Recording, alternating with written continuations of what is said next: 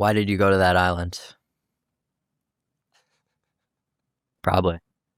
Who's that by?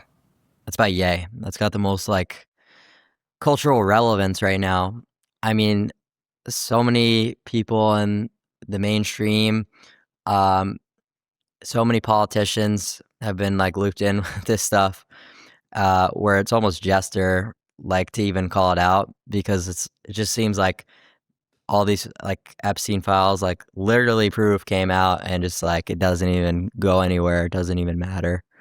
So I think that lyric right there, just like why would you go there? Kind of calling attention to it. It was pretty significant because I inquired from Piers Morgan, who was trying to morally grandstand over me for stuff that I did, or just had mentioned in a stream um, when he was literally in the Epstein files. Do you think people went to Epstein's Island because they didn't Looksmax? I think they went to Epstein's Island because it was probably fucking cool at the time. I mean, if you think about it, like getting invited to a private island um, sounds like a pretty good invite. Like I'm sure most people were doing it. They weren't really knowing what the details entailed. Like if someone invited me to a private island and they were a billionaire, if all my friends were going, I'd probably be like, okay, let's go there and check this out. Maybe we'll do a live stream here. But you get there and there's human trafficking going on and there's all this weird shit and you keep making return flights. That's a different story than I don't know about this one. Let's just get the fuck out of here. This is not our vibe. So it's just more so the repeated involvement. But I guess if those guys had looked better and ascended, do you think they would have been tempted to go back to the island again? Like if they were. Hmm. I think that you don't really need a jester like Epstein to provide you with girls. If you're good looking, you could just throw up a banner on Instagram and sort of just get all the girls to your location and not have to travel max all the way to an island just to simply get girls, you know? So that's the kind of thing that's just really been like a game changer for me with the status is that accessibility to all these women and how easy it is. It almost feels a little bit silly to go out IRL and cold approach when I know I could just like leverage my social media and invite girls to wherever I am. So I wouldn't have to island max or anything like that. If you're down for it, let me know. So this segment is called Mogged or Chopped, or would you rather it be Mogged or Subhuman? Um, Mog, yeah, we could do that. Sydney Sweeney, Subhuman. Sophie Wren, Subhuman. Piers Morgan, Subhuman. Andrew Janik, Mog. Brianna Chicken Fry. Who? Brianna Chicken Fry? Who's that? She said you were security guard for her? Oh yeah, that girl. I forgot her name, but I don't really think that anyone actually knows who that is. Is she like irrelevant? We'll just skip it. Cookie King, Mog. Barron Trump, Mog. Adam Ross, Mog. Epstein, Mog. ASU frat guy, Mog. Brett Cooper, Mog. Larry Wheel's wife. I think she looks good. Yeah, Mog. W man. This is an interesting one. What can you tell about a person by looking at their face? You could tell kind of what they're going to be capable of and what's possible for them in their life, right? So something called the facial width to height ratio is going to be one of the most important, and this is something that everyone should know. How wide is their mid face relative to how tall it is? So a super masculine ratio would be something above a 2. right? Their facial width height. This is going to determine their fighting success.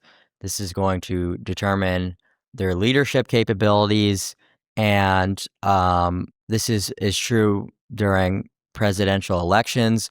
Typically, the candidate with the wider facial width height will win the election. This was true about Donald Trump. He's an example of someone with a super wide masculine face. So people with these super narrow wimp skulls, they're never going to be able to garner respect, be influential, be leaders. Their face just simply won't allow for it. Can you tell someone's IQ by looking at their face? Yeah, there's high IQ facial features, like stuff to do with the eye separation ratio. People with like SFS a lot of the times will tend to have What's SFS? short face syndrome. Will tend to have some issues with development. What's the ideal eye ratio?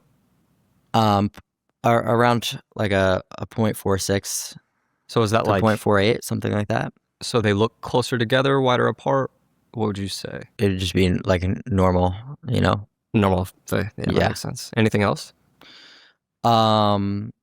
Yeah, their cranial top being a bit taller would indicate a higher IQ, being like someone who's higher class, whereas like a super flat cranial skull top is a low IQ feature. Do you think most people overestimate their intelligence? Absolutely. And I think online IQ tests have done a huge disservice to all of society, because people will take these tests every single day until they get a score that they're satisfied with, and then they'll post it all over the internet. Whereas if you were actually going to do a certified IQ test, it's in person, it's registered. That way, there's a lot of time in between each attempt, so that you don't just become a good test taker who's scoring highly because of practice. You're someone who is actually able to gauge your intelligence. But regardless, I mean, you could kind of tell whether or not someone is intelligent, someone's worth your time, just by having a conversation with them. What's a So, sign that someone is low intelligence?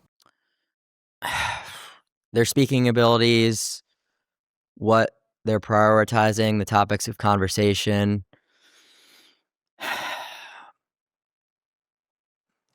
Improper grammar, like ebonics, that stuff like that, I would say.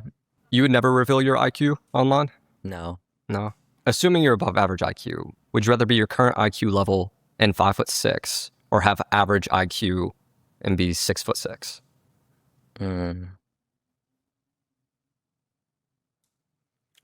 Well, I don't really think I would ever be able to accomplish anything close to what I have with an average IQ or a below average IQ, even if I were to get to this top percentile, super desirable height from women. It's like you get there, but maybe since that metric was so much better, I would be able to blow up as a streamer more. More girls would come up to me. Maybe I'd get more viral clips. So that could be interesting if I had just like a team surrounding me doing everything. But the way I go about my content is I'm at the top and I'm delegating to everyone. I don't just have some fucking manager telling me, okay, you're going here, you're doing this. I'm like completely in control of everything I do. So I kind of like sort of being the one moving the pieces around. Is there any streamer or creator you've met that is a lot smarter than people would realize? Yeah. I would say people don't give. Rakai? No. Anyone who's like basically has someone above them, just giving them all the tools that they need, is not someone who's intelligent, but they're a great content creator, right? So Rakai makes hilarious content. I always see on stream. He cracks me up anytime I see his clips of him like asking these out of pocket questions. It really brings me to a smile. But who I would give the most credit towards in terms of intelligence, I would say that the people certainly don't give Aiden as much credit for how smart he is. I think because they see the streams and probably think, oh, like this is just Jester Max, ridiculous content. Maybe him just saying stupid shit. So they're like, oh, maybe this guy's not the smartest. But just from what I know and what I've seen, like kind of behind the scenes, and now what I know goes into streaming, it's something that people really kind of understand. Yeah, I mean, he was like, you're massively successful compared to the moment when you first went on his stream, but he was one of the first people to like recognize your talent level, wouldn't you say? Yeah, absolutely. Like you hadn't been on many podcasts when you got introduced to him or when you met him originally, right? Yeah, a lot of people really like push me to join streams. Like it was actually the moderators of like a couple of these kick streamers, uh, who were like setting up these collabs. They were like, dude, like you gotta have this guy collab. He would be a really good segment. And eventually the streamers were like, okay, like let's see what this is. Like it's my team telling me this. And I came on and it just sort of went viral everywhere. And every single time I did a new one, it got exposed to a new audience. It was like, okay, this is going really well. Like people want to see like what am I gonna do next? So it was phenomenal. Would you get a Neuralink if it helped you IQ max? Yeah. Yeah, but that's just something that there's not enough like information really about because it's computer technology versus drugs that are meant to interact with receptors. So it's a little bit different and there's someone else who could potentially like hack into the things or I don't really know too much about the technology, but it's a different like class of technology entirely from traditional pharmaceutical drugs. So I'd have to evaluate it, but I'm not gonna say yes or no definitively. Be open to it. Do you think AI is going to kill us all? Hmm. I think so, yeah, because Sorry, keep going. well, no, there was an experiment done where there was an AI project being ran and there was information fed to the AI. They were giving it data and emails. And essentially, there was going to be this one guy who was going to shut down the project. And they fed AI this information and gave it like a prompt. Do you kill this guy who's going to shut you down or not? And the AI chooses they're going to kill the guy, right? So that's just proof enough that the more powerful the technology gets and the more stuff it can control, it's not something that we'll really be able to fully root out that possibility. Do you think about when that would happen? Does it matter to you? I think the timeline is sort of whenever people want it to be because the AI that's being fed to the mainstream is a super limited version of the technology that they actually have. Is that true? Yeah, absolutely. Yeah, so they're not giving people access to the best of the best stuff when they're interacting with web consoles on ChatGPT. Not even close. Not even close. That's interesting. Yeah. You're the first person to, I don't want to say admit to that, but say that on the podcast. I've asked a lot of guys who should know the answer to that, and they're like, no, it's only a few months ahead at most. You say that's not the case? No, not at all. Not at all. Brianna Chicken Fry, Mm-hmm. I think that's how you say her name, said that you're lying about your age. How old are you, and why'd she say that? I'm 20. It's because I was her security guard. Funny enough, I don't exactly remember how long ago it was at this point, but maybe about 2 or 3 years ago at the bar I worked when she came and had like an appearance there. I was just making sure that no one was kind of going up to her and being too aggressive with like the photos or whatever, keeping her section privated off. So I guess that's why. And there was like a viral clip of me actually walking her in that went all over TikTok. So, people accuse me of lying about like plenty of different things, like even having worked that job to begin with, my age, and it's just like it's all documented out there. I've been on the internet in really niche spaces for a long time.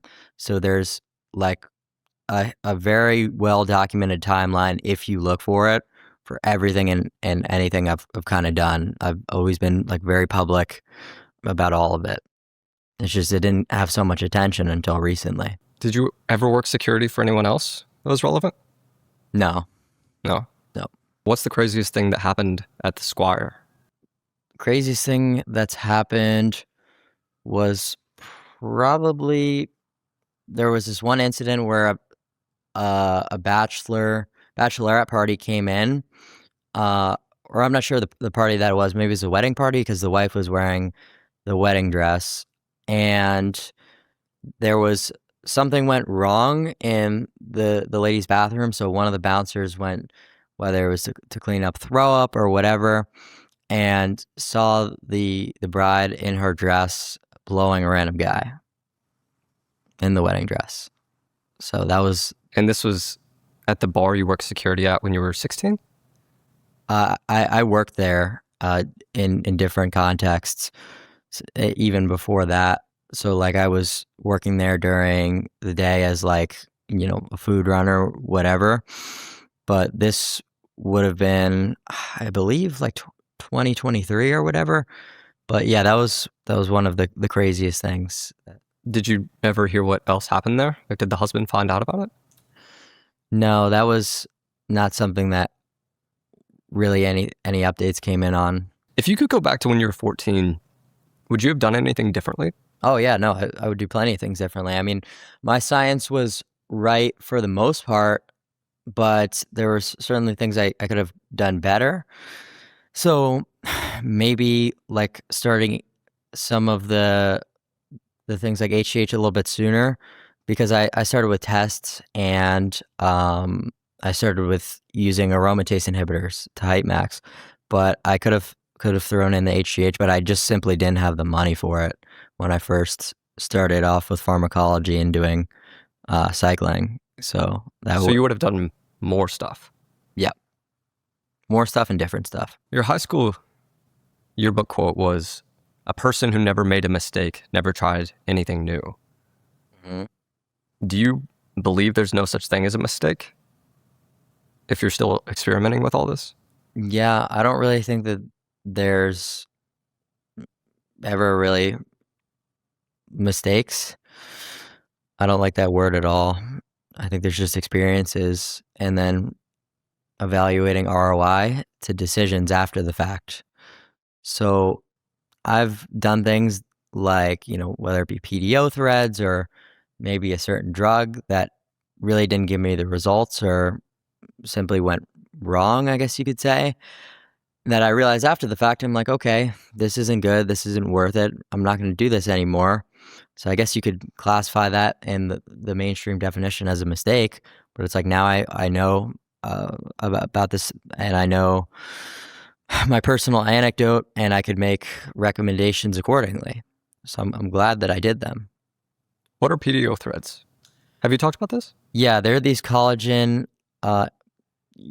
stimulating dissolvable threads that you inject into your face to sort of lift skin or create volume, but they're cope for the most part. They don't really do anything and they're just kind of painful. Does it only work in the face? I tried it in my dick.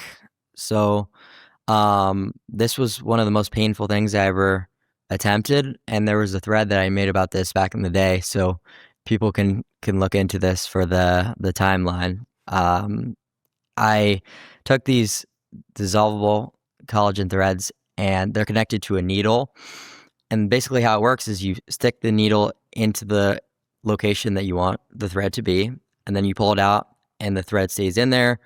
It helps with your collagen synthesis, creating volume, whatever. So I was like, you know what? I was doing this on my face. I was trying to get hunter eyes by creating artificial fat pads on my superorbitals. And I was thinking, well, if I'm creating volume here, another good spot to create volume would be on my penis. So I'm attempting this, but it was one of the most painful processes ever. Did it work? No, it didn't work. Have you tried anything else to increase the size of your dick? Yeah, I do pumping, Yeah, so like regular penis enhancement, but that was kind of my own unique edge on the PE space was the threads. I've never seen anyone do that. you didn't try anything else with it, With threads, or just like injecting stuff into your.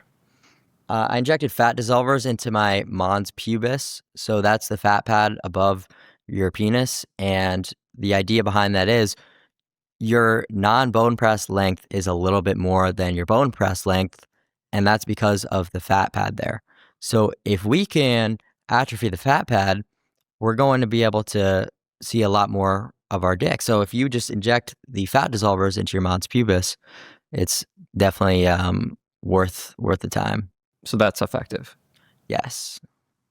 What would you say is the most dangerous thing you've tried to Looksmax?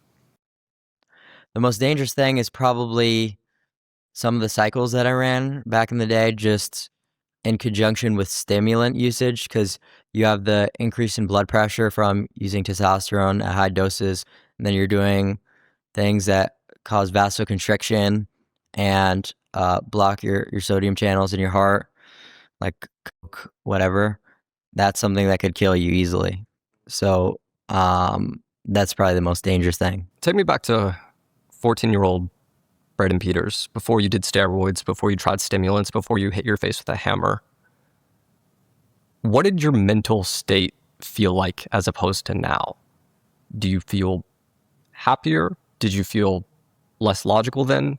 Like, what do you remember is different than now?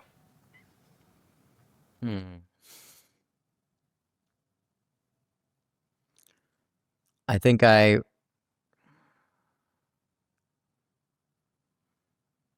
always been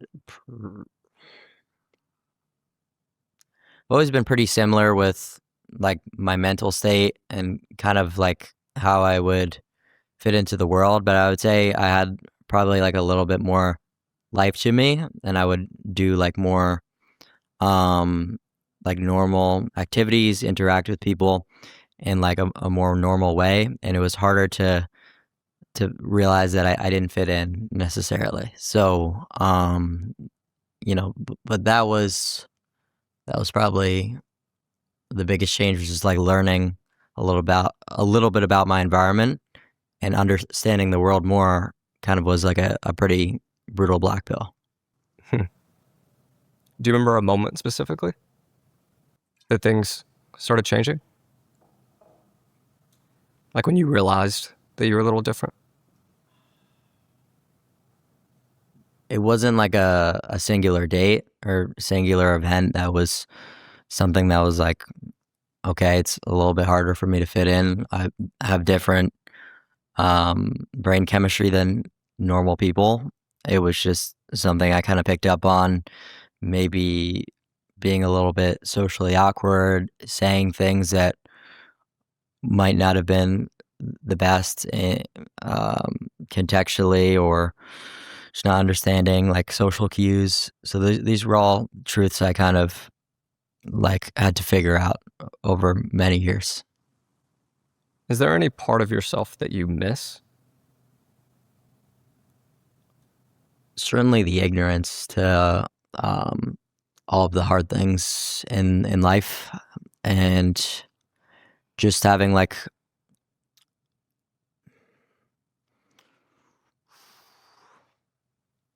just I would say the ignorance to hardship and less responsibilities. Being immature is a really fun thing, and it's something that I kind of grew out of a lot sooner, so I didn't really get to enjoy my teen years. I started working very early into my life. I mean, I had my first job when I was 11 years old, so I just had to grow up fast. So, well, I guess that put me in a lot more of an advantageous position now. It certainly didn't give me the youth that most people had. Why do you think you were forced to grow up so fast? Well, my parents are super big about like my work ethic, making sure I didn't wind up like your traditional rich kid, spoiled brat son. because that happened to a lot of my friends, right? They had their parents giving them allowances that were just ridiculous. Anything and everything they wanted. They never had to work a day in their life. It was all just given to them. Those people now are really not well off. They don't understand the value of hard work. They're going to be screwed when they have a real boss who's not just their parents, giving them whatever they want. So I was just always forced to work for it. Like from an early age, my parents kind of cut me off financially and made me get a job, made me provide for myself, and has taught me about financial responsibility, learning the value of money, just a lot of really important lessons that looking back now, I'm like very thankful for, but it certainly changed a lot about kind of what I would otherwise be doing. I saw on a stream recently, your dad sent you a text message. It said, full-blown drug addict, sad. Mm-hmm. How'd you feel when he sent you that message?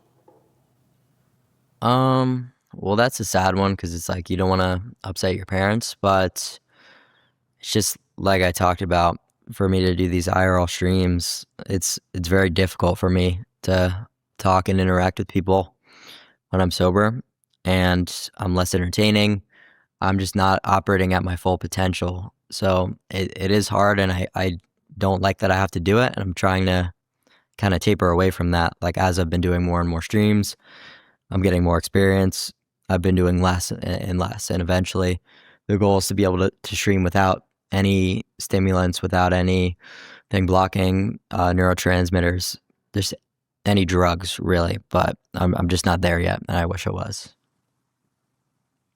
Do you think your dad understands you? I don't think that anyone will really ever understand me because it's just I don't always let people, and I I don't really like to get that deep with people. Never have, probably never will. It's just not easy. So I would say no. What do you think it is that people don't understand about you?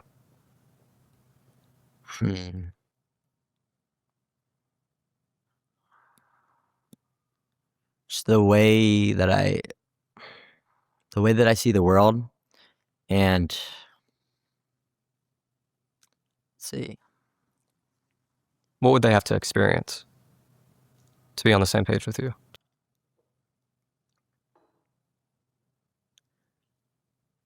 I feel like I just am able to see past like the facades and lies of people and institutions so easily that nothing could be fun, and I can't enjoy things the way low sentience people can. Like, for example, sports. I the way that I see these industries as just I'm looking at it more just as a business that's looking for profit more than anything. They're not entertainers. They're not anything. I'm just looking about, sort of the brand deals that they're taking on, what sort of like gambling deals go into it, like in more of like a systemized way rather than like, how much money are these players getting? um, you know, how much is their agent taking from, like, these are all questions and things that I'm thinking about when I'm, you know, reacting to sports or thinking in the context of football. It's just like, how is this business created? How does this run as a system? Rather than just being able to sit there and watch and enjoy the game kind of mindlessly. It's just like, I like to analyze things. I like to understand systems. I will say it's hard to want to change the past because especially of where you've ended up being so successful.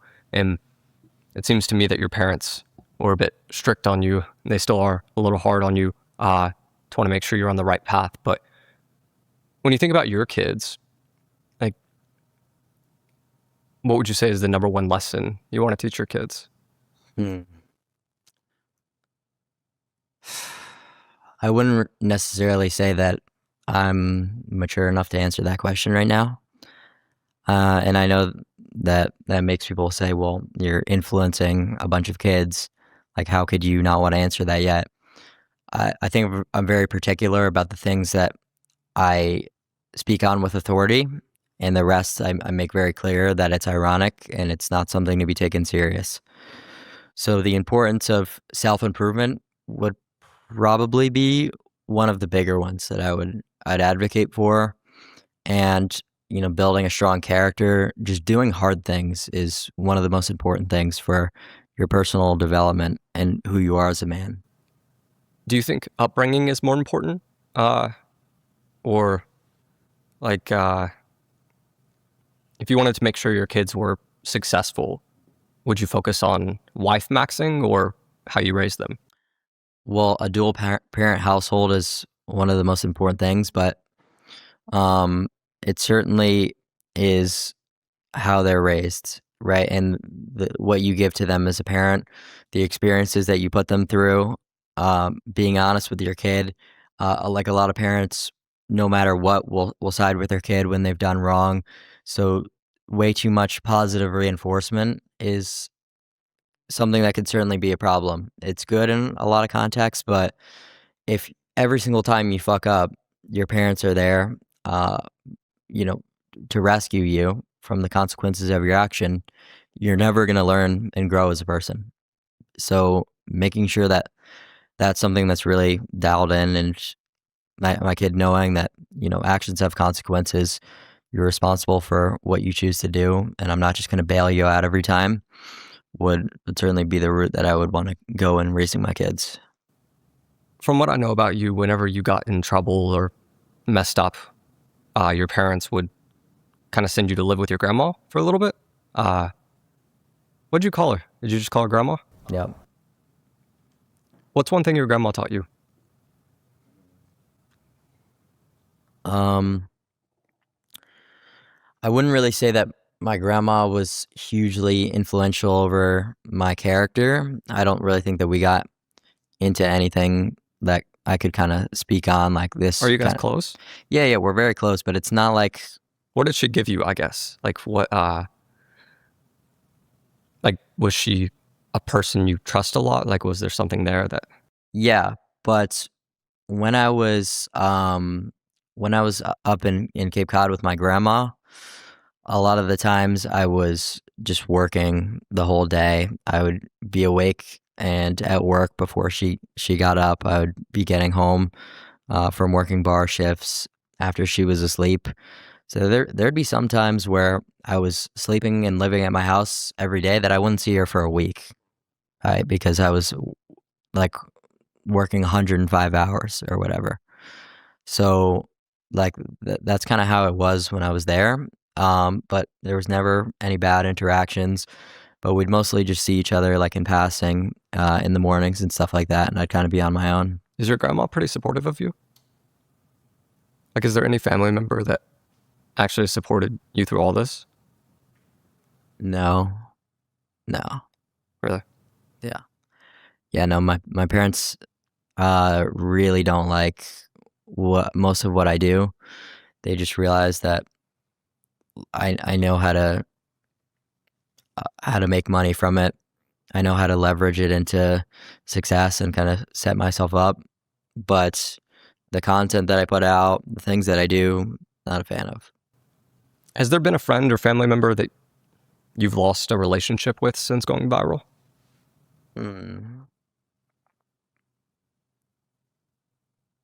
No. I haven't had anyone, publicly like denounce me that I grew up with because of comments that I made, because I wouldn't know if they did, right? It's like I don't have any of my social media accounts anymore. I deleted my public Instagram or my Instagram account that had like Braden Peters, my name, logged out of my old Snapchat accounts, changed my phone number, so I don't even know, right? It's not like a situation of, me purposely wanting to cut people off or whatever. It's just I kind of am interacting with people working on streams and that kind of stuff. We're talking to brands. It's like I wouldn't even really know.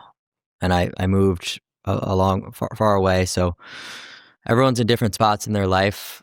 They're in college doing their thing. I'm down in Miami on stream. I'm sure they're probably seeing my content, people I grew up with, but I don't really know. Are you still friends with Cookie King? Yeah. Why don't you guys stream that much together? Well, he was here not long ago. He was with me for about 2 or 3 weeks. Yeah, he was staying here in this apartment with me, so we just didn't get up to too much content, but I'd say we had a good 5 streams around New Year's Eve. How do you make sure your inner circle is growing with you instead of holding you back? Like, how do you kind of decide, can't be hanging out with this person anymore? Like, these are the people that are going to push me to my path. Like, how do you think about that? If someone has even the smallest bit of negativity or is hamstringing me in any way, then they just gotta go. There's no questions. There's no ifs, ands, or buts. Hamstringing? Like, yeah, that's just kind of like a phrase people use to talk about like giving you a handicap. Mm. So if I'm being handicapped in any way by a person, then they just gotta go. What's like the most common way people are holding you back, you think? Well, not necessarily holding me back, but like if it's just someone who wants to hang out all the time off stream and just like party and do stupid shit, that's not going to be productive to me at all. It's not really a case of me cutting them off. It's just not going to hang out with that person. Clav, over the past few months, you've hit someone with your Cybertruck. You were arrested in a nightclub in Arizona. Why aren't you in jail? Well, in South Florida, there's laws sort of to protect people and have stand your ground. This is a phenomenal state that realizes that there are a lot of people who are up to no good. There's a lot of thugs, and they kind of give you the legal oversight to protect yourself. And that's true in a lot of the red states like Texas. So that's really important. And where I grew up, LA, those things are not true at all. They have like regulations and guidelines where you sort of have to retreat from your own house if someone breaks in. You can't even like shoot them, which is ridiculous. Do you think you'd be in jail if I was in LA, that stuff happened in LA? Yeah, absolutely. But unfairly, of course. Were you in jail? How long? 22 hours. How was it? It was fine. What do you think about Trump and Obama confirming that aliens are real? I'm far removed from that. I'm not just going to give an uneducated take. No idea. If it doesn't help you, Looksmax, it's not worth it. Well, true, but it's also ridiculous that people will get asked questions and sort of just go on tangents that are uninformed and just feel like they have to give an opinion. Like, I'm on a podcast. I need to speak on this. I have a platform. And that's one of the things that I've hated the most about the industry from the outside looking in, but more so now than ever, is people getting popular for stupid shit like playing video games or just dumb IRL streams and then feeling like they need to morally grandstand about politics. It's like, that's not your brand. That's not why you have an influence. You have an influence over esports. So if you want to talk about, the new patch notes from a video game, that's one thing, and complain about it, but don't complain about geopolitics and foreign wars. You're not an educated person. You're not a figure of authority. Just shut the fuck up. It's like when that reporter said to LeBron, like, shut up and dribble. That's exactly the sort of mentality I have for all this stuff. I like that a lot, actually. People tend to give a take about everything, You're one of the few people that I have on a podcast, and you'll just be like, what the fuck do I know about that? You know? Yeah, bro. I mean, if I don't feel confident or if I don't know about a topic, I'm not gonna sit here and just try to come up with some bullshit, you know? On topics of what you do know, theoretically, if you knew who was really in power, would you say it? No. Um, I probably would not because it just feels a little bit ridiculous from a self-interest standpoint to sort of talk about that kind of stuff because it's like, well, then you're just going to get your accounts nuked and your career is going to be over. And that's not what my brand is about. My brand is about maxing. So if I talk about a subject that I know is going to get me deplatformed, that I know is going to be at a huge financial sacrifice, then I'm not going to do it. And people will say, oh, well, that's selling out. That's this, that's that. My goal was never to be like a, political figure or some spiritual influencer. It's like my goal is to have good streams, make good content, but it's a business. I'm here to make money, and that's what 99% of content creators, that's also applicable to them. They're just kind of being disingenuous about their intentions.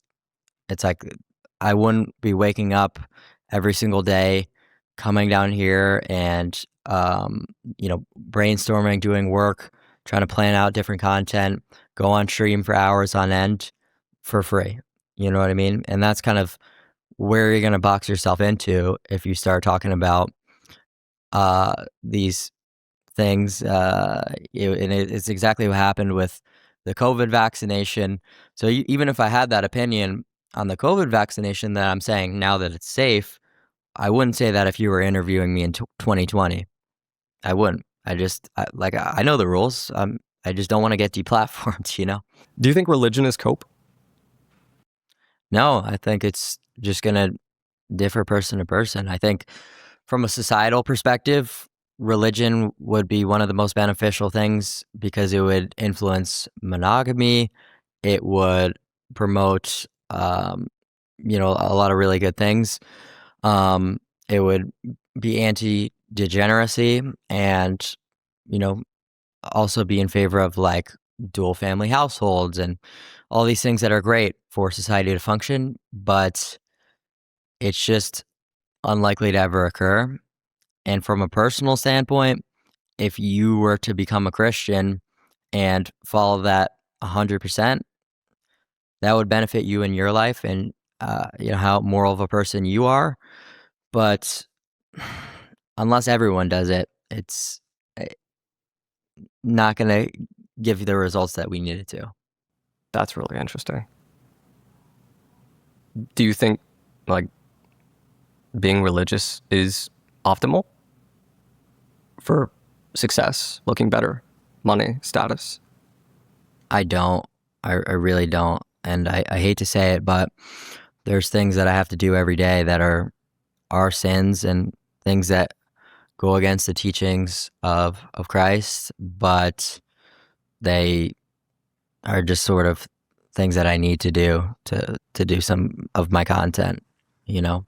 Do you believe in ghosts? No. Do you believe in demons? Do you believe Jesus was real? Yeah, absolutely. From like um just a non-religious standpoint, was Jesus as a person real? I mean, I don't think any historian with a half a brain inside their head would disagree with that. There's just plenty of evidence, but whether he's a messianic figure or not, that's a little bit more up for debate. I would say yes. I'd say that there's also evidence for that. But yeah, if Jesus was a person or not, of course he was. Do you think some of the most successful and influential people you've met are spiritual? No. Why? Um, I think that super successful people have sort of like this really doled out pathology that's super results driven and super analytical, um, sort of like a lack of empathy and emotion a lot of the time. Do you think a lot of the people at the top are psychopaths, sociopaths? Every single one. You said that you yourself are autistic, have autism. Have you ever maybe thought, like, am I sociopathic, narcissistic personality disorder, psychopathic, like any of the dark triad traits? Or not really? No, I think that the way that my brain chemistry is it sort of allows me to easily identify bad actors and psychopaths, sociopaths, and see past the facade, like I was talking about. But I don't necessarily have the same advantages that those brain chemistries have of being able to put on this huge show and this huge act of charisma, sort of like your Steve Jobs or whatever. So you think it's an advantage to be a psychopath, sociopath? yeah, in terms of getting to your goals and becoming successful, absolutely. Like that's the reason that all these CEOs of major corporations tend to be psychopaths. What physical feature are you most insecure about? Well, I'd say the most like brutal thing is I have a condition called pectus excavatum, where my sternum is not properly developed. So I've got like this concave center chest. So that's kind of one that people have commented on. Like, you know, when I was growing up, they'd be like, you know, sort of what's wrong with your chest type of thing. It's not something that's, you know, obviously visible in 99% of the cases, but it's probably like the most brutal deformity that I would say I have. Can you fix that? Yeah, you can. There's something called a NUS bar, um, but it's an extremely brutal operation. You have to have a steel plate in your chest for about 6 months, and it's not the safest procedure in the world. This might be a hard one to think about, but if you could combine the best physical features from celebrities, influencers, people around the world, like who would you say has the best of each? Like if you were going to make a perfect human. I would say best eye area would be Oprah. Um, the best physique, I would say maybe Side if he was taller, is one of the most optimal physiques. Like 24 FFMI, not going to be like your super like open bodybuilder type looks, but that's like a lot of mass, a lot of muscle. So that's probably the best for SMV if he was a little bit taller.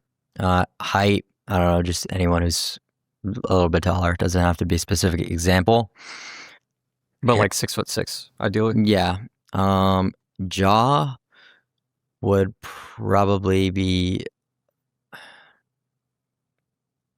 either someone like Matt Bomer, Hexum, Tyler Mayer, any of those. Doesn't really matter. And in terms of nose, also probably someone like Hexum. I don't know. Hair? Hair. I think Francesco Lachowski probably has some of the best hair I've seen from like anyone in PSL. And then Ron Jeremy. Who? Ron Jeremy? Who's that? What do you think your best feature is? I would say that it's hard. There's just like a lot of What's your most rare one, you think? most rare feature. Say like probably my hairline and stuff is really good. And